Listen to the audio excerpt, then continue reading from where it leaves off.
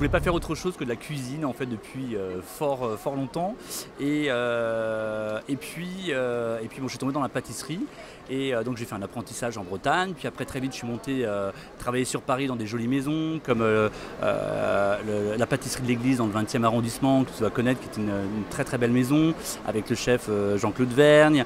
Puis après dans les grandes lignes, après j'ai travaillé pour le restaurant Hélène Darroze, de macarons Michelin, donc l'expérience de la restauration qui est hyper importante aussi dans nos métiers.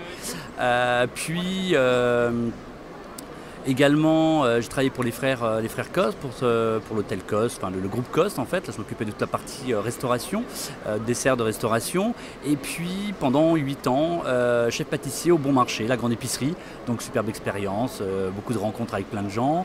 Et puis depuis 1 an et demi, nouveau projet. Donc j'ai ouvert Joséphine Bakery dans le 6e arrondissement.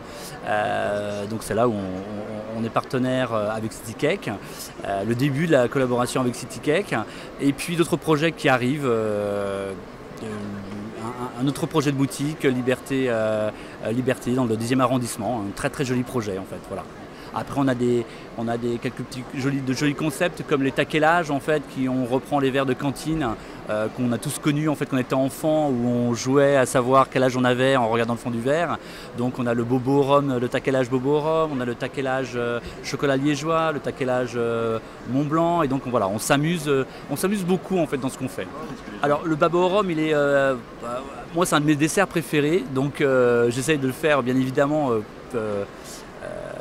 différent aussi de ce qu'on peut trouver.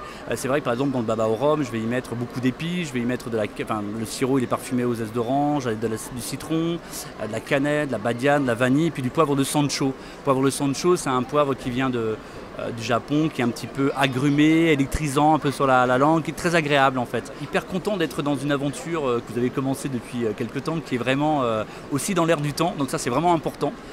L'idée est vraiment super, c'est vraiment une façon de consommer voilà, dans l'air du temps, pratique, simple, efficace, je pense pour les gens, pour nous aussi les professionnels. Et puis bon, voilà, l'équipe de City Cake est vraiment formidable et plein de jolis projets aussi. Donc très ravi, vraiment ravi, Benjamin, d'être avec vous en tout cas.